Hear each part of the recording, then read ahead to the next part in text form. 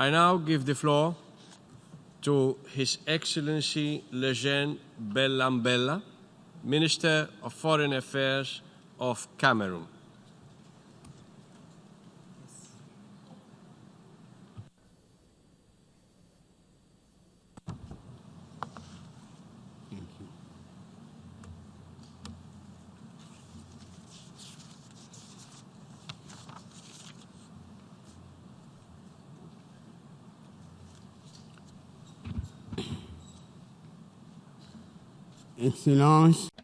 Excellencies, ladies and gentlemen,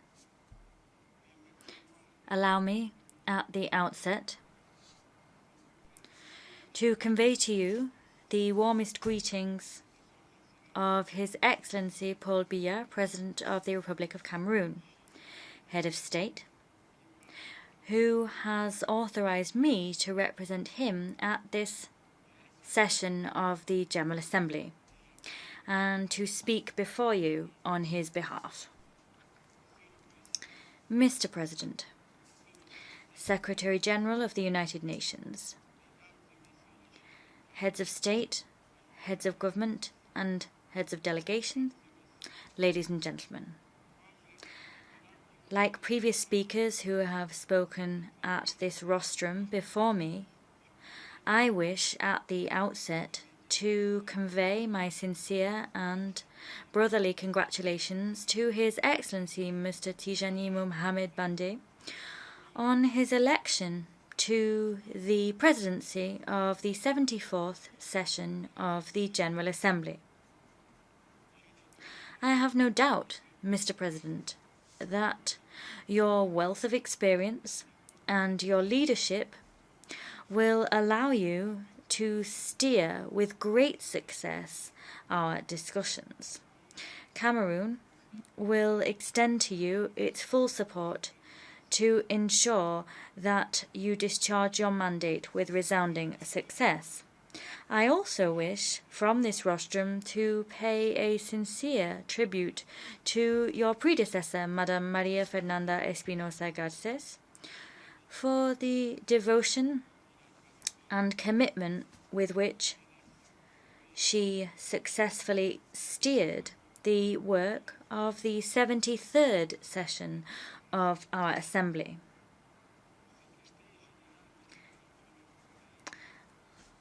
I wish to once again reiterate the sincere appreciation of Cameroon of the Secretary General, Mr. Antonio Guterres, and we encourage him to continue with the tenacity he has shown in spearheading courageous, relevant reforms that he has initiated since he took up office at the helm of this organization. We thank him for the guidance he has provided to our endeavors to tackle several global challenges.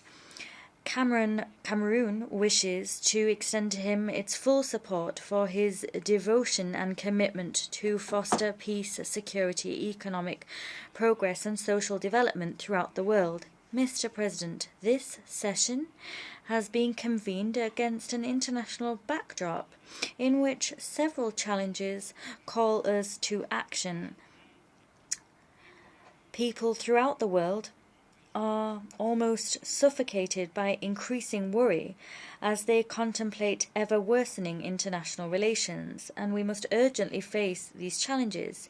Indeed, we note with regret the continued existence of hotbeds of tension in several regions throughout the world, particularly in Africa, the Middle East, Asia, and Latin America. Terrorism, drug trafficking, transnational organized crime,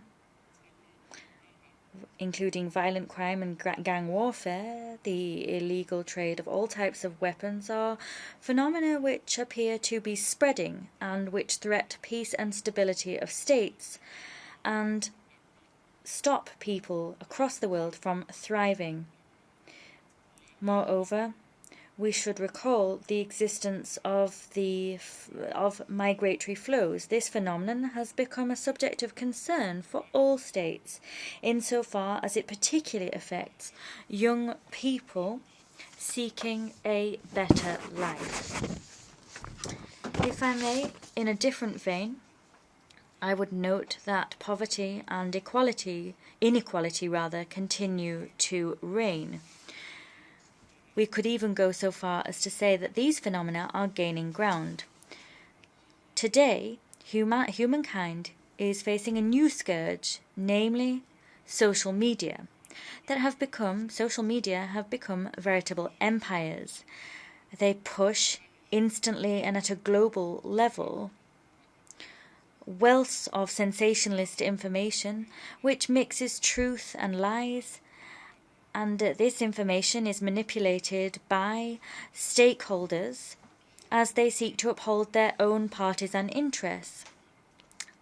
And as these stakeholders seek to exercise their rights to freedom of opinion, expression, and information, ride roughshod over what is essential in terms of values and in terms of the dissemination of knowledge, namely the respect for human dignity and accountability. In addition to all of the above scourges, we can point to the fact that our planet's very survival is under threat, namely as a result of natural disasters, some of which are the result of human activity.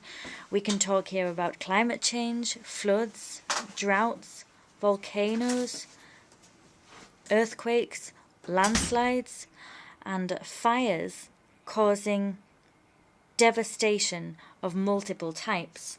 Mr. President, faced with these problems and scourges which know no boundaries, given growing globalization, Cameroon believes that the best solution to all of these problems involves increased and active solidarity, which is dynamic in nature and better structured. This solidarity should prevail at local, national, regional and international levels.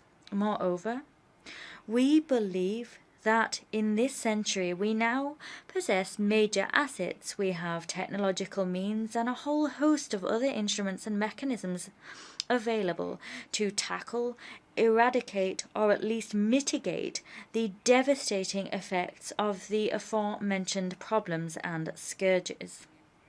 Indeed, in the digital era, exponential progress in the fields of science and technology have placed in human hands highly effective tools that can allow us to reach the farthest reaches of the universe, to explore and exploit the vast depths of our seas and oceans. Or, in other words, tools which allow us to investigate and master what is both vast and minuscule.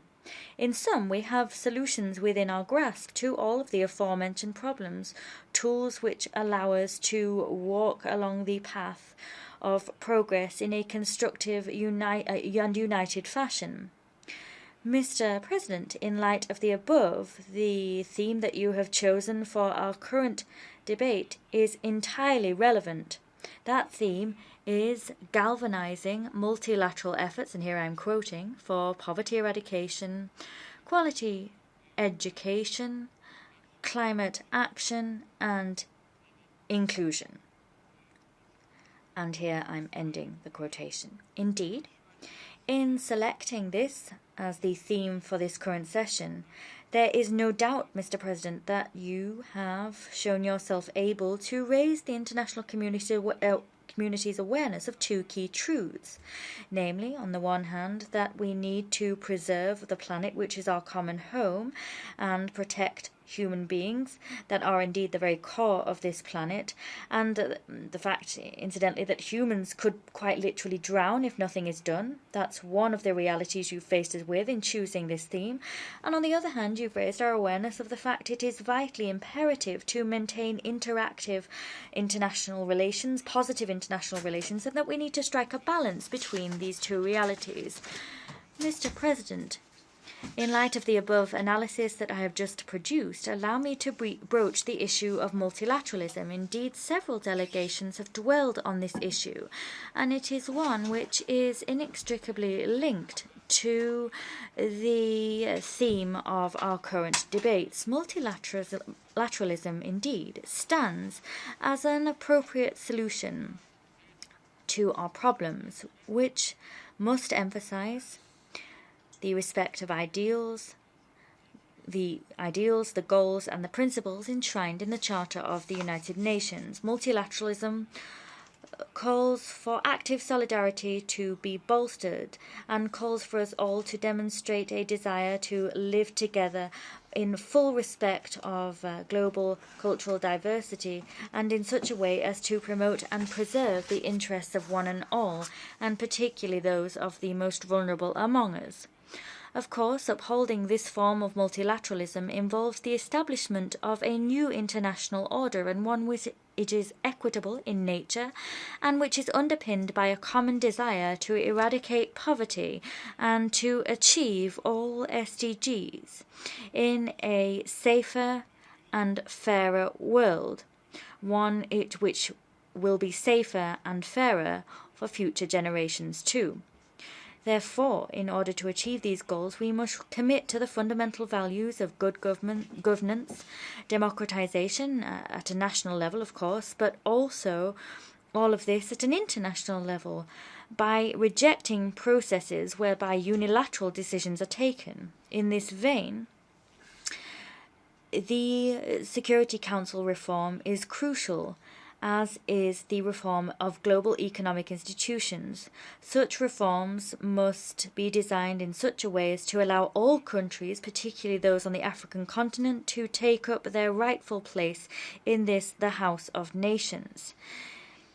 In light of the above, Cameroon commends the decision taken by the General Assembly to declare the 24th of April every year the International Day of Multilateralism and Diplomacy for Peace. We commend the decision to entitle next year's celebrations of the 75th anniversary of the United Nations as follows: The future we want, the UN we need, reaffirming our collective commitment to multilateralism. Mr. President, Excellencies, ladies and gentlemen, efforts to implement an innovative form of multilateralism and one which is tailored to our needs will be in vain if we do not place human beings and their well-being at the heart of our efforts, if we do not ensure human beings are spared the dangers which arise from peace and security being undermined, if we do not spare them socio-economic insecurity, be this caused by external factors or other factors, if we do not stop them from living in peace and dignity. Aware of the aforementioned challenges, my country has committed, as part of its development document entitled Vision 2035, and in line with the UN 2030 Agenda and the African Union 2063 Agenda for Sustainable Development, we have committed to establishing a proactive long-term development strategy. This strategy reflects the deepest aspirations of our citizens to live in a democratic country, a prosperous country, and one which is united in its diversity. The aspiration, too, to live in a country which offers equal opportunities for all to thrive. In light of the above commitments, President Paul Biya has committed the government to implement major structural projects to strengthen our infrastructure, namely our road infrastructure, our ports, energy infrastructure, sports facilities, and public healthcare infrastructure. He's committed to urban and rural development measures, to name but a few. Significant progress has been made, namely in the spheres of education and in terms of reducing inequality in the country. We have launched ambitious programs and projects to combat poverty and climate change.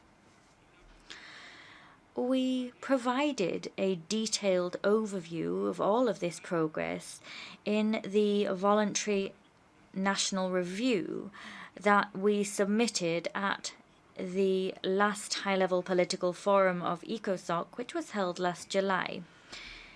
In terms of education, and in spite of the fact more and more pupils are registering our schools, we have nevertheless, and the fact fewer teaching staff are at our disposal, but we have nevertheless reduced gender inequality in our schools and seen more and more both boys and girls graduating from our schools.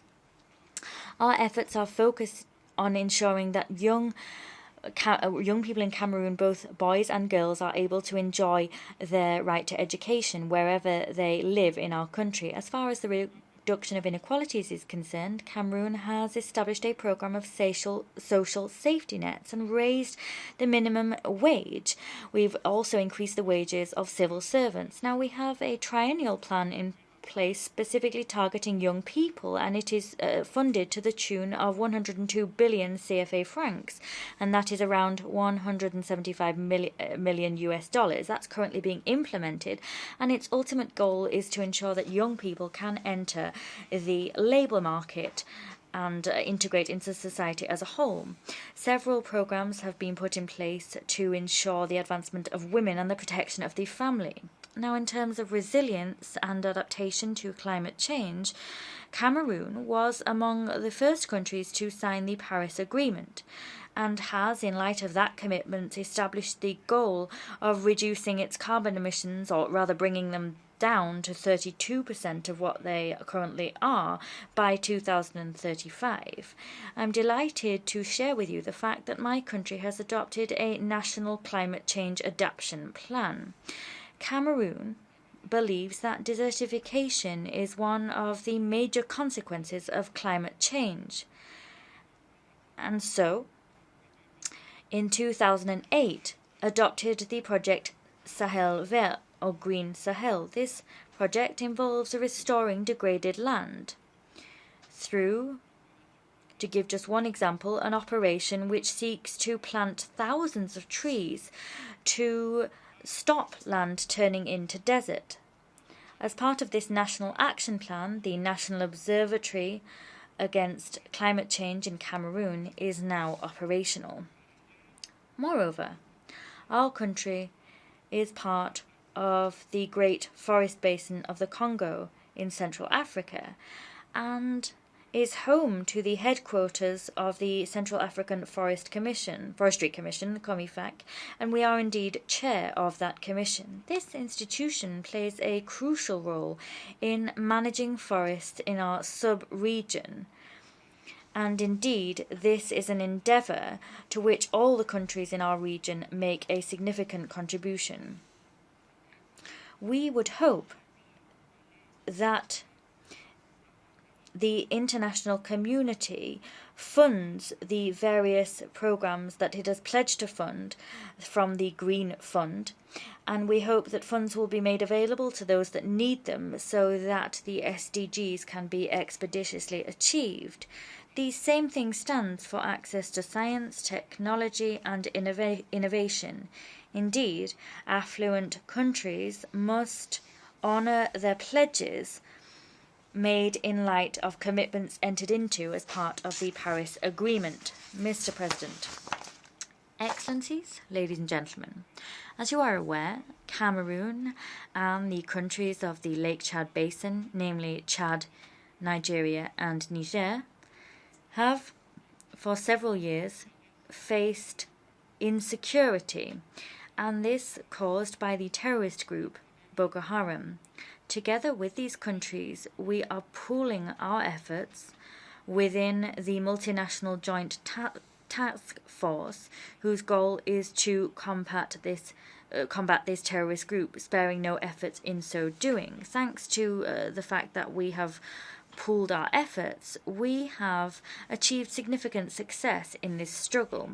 Despite our efforts, Boko Haram continues to have considerable ability to wreak havoc in our region. It is for that reason that we wish to make use of this opportunity to solemnly reiterate our gratitude for all our bilateral, multilateral partners who tirelessly support us in our fight against terrorism. Terrorism has indeed now become a scourge which affects all regions of the world. We call upon them to remain unwavering in this support, particularly when it comes to helping us to manage the grave humanitarian crisis unleashed by terrorism. And of course, this humanitarian crisis comes about as the result of the need to manage refugees and displaced persons fleeing terrorism. We wish to solicit decisive support from our bilateral and multilateral partners to implement several development projects that are in the pipeline in the region in order to eradicate poverty. And in so doing, we hope to tackle the root causes of terrorism. Another area of major concern for my country has been the crisis in the northwest and south regions of Cameroon, which has been underway for the last 3 years. Indeed, separatist groups have sought in these two regions to breach the territorial integrity, unity and national cohesion of my country. They've sought to threaten the stability of national institutions and undermine the well-being of Cameroon's people by using armed violence, by issuing appeals to boycotts, by issuing appeals to general strikes, or rather a dead city policy, if you will. They have urged people to loot, to kidnap, to demand ransom, to kill, and there have been fires, blazes, whose aim has been to destroy infrastructure. There have been attacks perpetrated against all types of hospitals, schools, pupils, parents and teachers, law enforcement officials, civilians, and we've seen ultimately as a result of this work the destruction of our economic and social fabric. This situation, Mr. President, has prompted large flows of displaced persons and produced several refugees that are currently residing in neighbouring brother countries. Despite this difficult situation, the government is bringing this internal and localized crisis under control, and so this crisis is in no way a threat to regional peace and security, and far less a threat to regional or international security. We are acting in the spirit of dialogue and cooperation. I can say to you today with great satisfaction that the process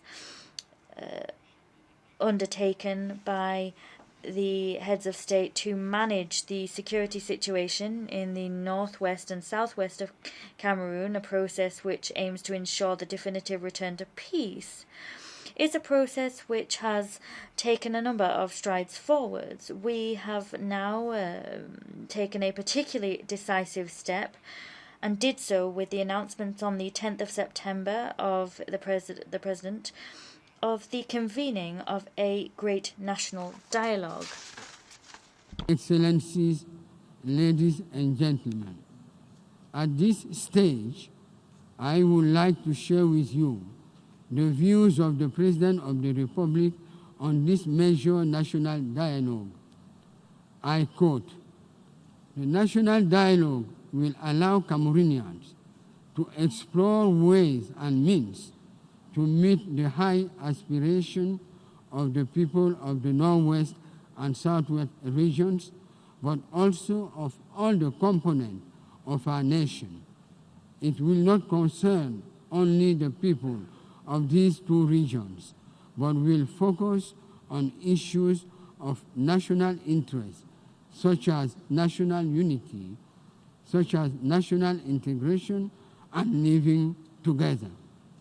The major national dialogue will rally without exclusive all the daughters and sons of Cameroon around the values dear to them, namely peace, security, national harmony and progress, and will focus on bilingualism, cultural diversity and social cohesion, the reconstruction and development of conflict-affected areas, the return of refugees and displaced persons, the education and judicial system, the centralization and local development, and also will focus on the mobilization and reintegration of ex-combatants, the role of the diaspora in the country's development. The dialogue will bring together a wide range of personalities, parliamentarians, politicians, opinion leaders, intellectuals, economic operators, traditional rulers, religious authorities, members of the diaspora, representatives of defense and security forces, armed groups and victims, end of quote. Mr. President, Excellencies, ladies and gentlemen, I commend the fact that the announcement made by the President of the Republic that this great national dialogue would be launched is one that was warmly welcomed by the national and international community, as well as by the United Nations, the African Union Commission, the European Union, the Commonwealth, La Francophonie, and others. Cameroon wishes to extend to these organizations its gratitude for the fact that they are ready and willing to support us in this Herculean task. I should here point out that the Prime Minister, head of government, is currently in consultations, intense consultations indeed, with all sectors of society, including civil society, to ensure the absolute success of this dialogue that is to be officially launched imminently, namely on the 30th of September 2019. Mr. President, ladies and gentlemen, as you are well aware, Cameroon has always been committed to promoting the rule of law, the respect of human rights, all human rights indeed, civil, political, economic, social and cultural rights. The government places particular emphasis on combating corruption. In order to spearhead that fight, it has created mechanisms designed to foster good governance, uphold the rule of law, but also to ensure development, prosperity, harmony, and national concord. As regards, in particular, ill-treatment, acts of violence, and other violations of rights seen as part of the crises prevailing in the northwest and southwest of my country, Cameroon is committed to ensuring there is no impunity. We are looking, in light of that commitment, to ensure that those perpetrating attacks that seek to undermine the state's stability are held accountable for their actions before competent courts in strict adherence to the law. Against this backdrop, Mr. President, allow me to once again quote the President of the Republic of Cameroon, who said, and I quote, "The respect, the rule of law, and the fight against impunity are the pillars of any endeavour consolidating the rule of law. This is a goal we all aspire to reach. Defying the rule of law and ensuring certain citizens enjoy impunity simply serves to make anarchy's bed." End quote. I wish from this illustrious rostrum to reiterate the appeal of the President of the Republic of Cameroon to countries that house extremists and those that promote hatred and violence, the appeal to them that they wake up and take action against these criminals in accordance with the law. I wish to thank our partners that have already committed to working with us to do just that. I must take this opportunity to warmly commend bilateral and multilateral partners for their support. They have always, in their actions, reaffirmed the unity and territorial integrity of Cameroon. Their support and assistance are particularly valuable to us. I wish to reassure you that the President of the Republic of Cameroon, His Excellency Paul Biya, and his government are sparing no effort to ensure that the crisis in the northwest and the southwest of the country is resolved, and sparing no effort to ensure peace returns to my country once and for all. Mr. President, Excellencies, ladies and gentlemen, as I previously stated, we are now at a turning point in global history, in the history of the peoples of the nations of the world. A point which, if we take the right path, will allow us to live in a world of peace. The fundamental mission of our organization remains that of guaranteeing peace and international security, because there can be none of the development we all wish to see without peace and security. Cameroon will continue to support you in this noble mission. Thank you for your kind attention. I thank the Minister of Foreign Affairs of Cameroon for his statement.